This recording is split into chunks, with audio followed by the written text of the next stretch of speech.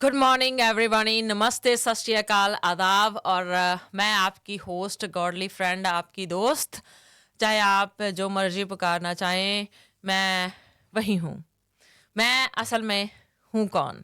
मैं हूँ, यही प्रश्न सारी ज़िंदगी हम अपने आप से पूछते रहते हैं। और इस प्रश्न के कारण हम चारों ओर घूमते रहते हैं।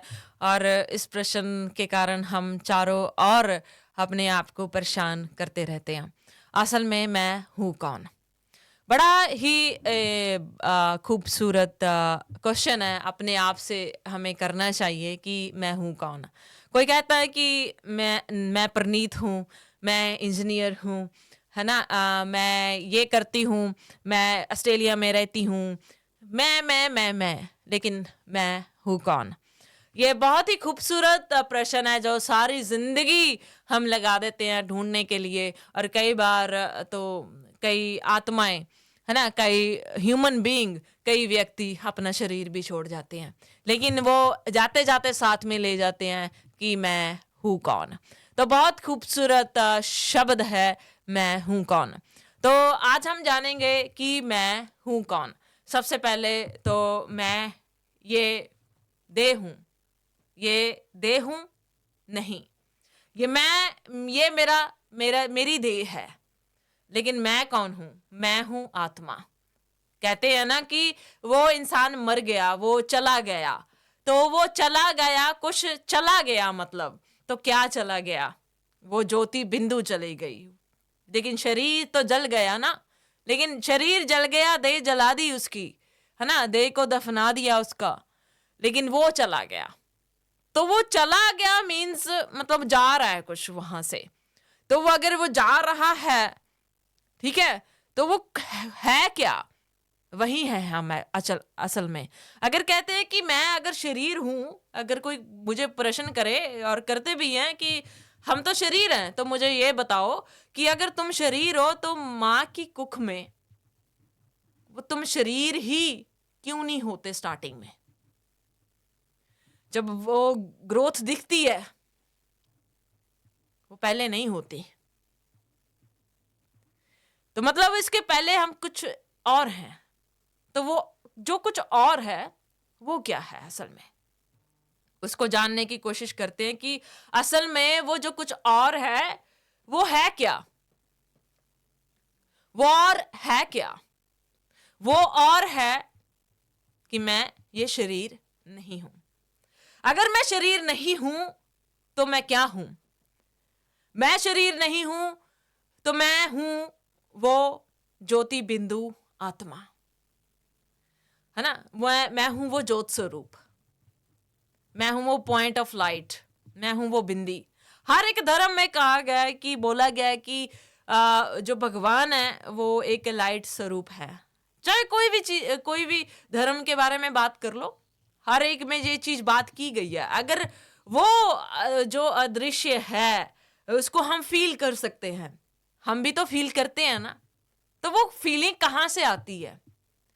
हम रूठते भी हैं, है ना, हम प्यार भी करते हैं, हम जेलसी भी करते हैं, हम नफरत भी करते हैं, हमें एक दूसरे से गहरी वो महसूसता, वो एहसास भी दिलाते हैं, वो प्रेम का एहसास भी करते हैं।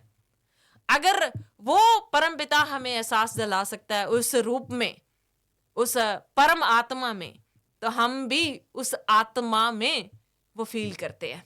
उसके बाद वो जो फीलिंग आती है वो हमारे शरीर में उसके बाद में आती है। लेकिन वो पहले जो महसूसता होती है वो मन, बुद्धि और वो जो संस्कारों से वो अपने अकॉर्डिंग जहाँ से हम वो संस्कार लेते हैं, वहाँ से वो जो चीज़ें रिकॉर्ड हो के वहाँ आत्मा में वो जो रिकॉर्ड होती हैं, उसके बाद हम वो मन, बुद्धि, संस्कार के अकॉर्डिंग हम उस भावना को फील करते हैं। तो फिर उसके बाद वो बॉडी पे आना शुरू हो जाता है, ठीक है। लेकिन अब कहते हैं कि हमें उच्च स्थिति में रहना चाहिए, हमें भाईचारे के साथ रहना चाहिए। हम कहते भी हैं कि हिंदू, मुस्लिम, सिख, ईसाई, हमें सब भाई भाई। लेकिन ये असल में ये चीज़ें प्रैक्टिकल के रूप में बाहर आ क्यों नहीं रही हैं? इसके पीछे कारण क्या है कि ये प्रैक्टिकल में हमें बाहरी रूप में हमें दिखाई क्यों नहीं दे रही है? हम बोली जा रहे हैं, है ना? अगर मैं देखूं, मैंने अभी एक जो मुहिम स्टार्ट की है, अगर वो मैंने बाहर स्प्रेड की और उसी चीज को अब लेके शुरू हो गए हैं सारे, है ना? तो हमारे में भेड़ चाल बहुत है। मैं चाहती हूँ कि अगर भेड़ चाल हमने करनी भी है, अच्छी बात है कि वो उस चीज को कॉपी कर रहे हैं, लेकिन उस चीज को अपने अंदर महसूस करके फिर उसको कॉपी करें।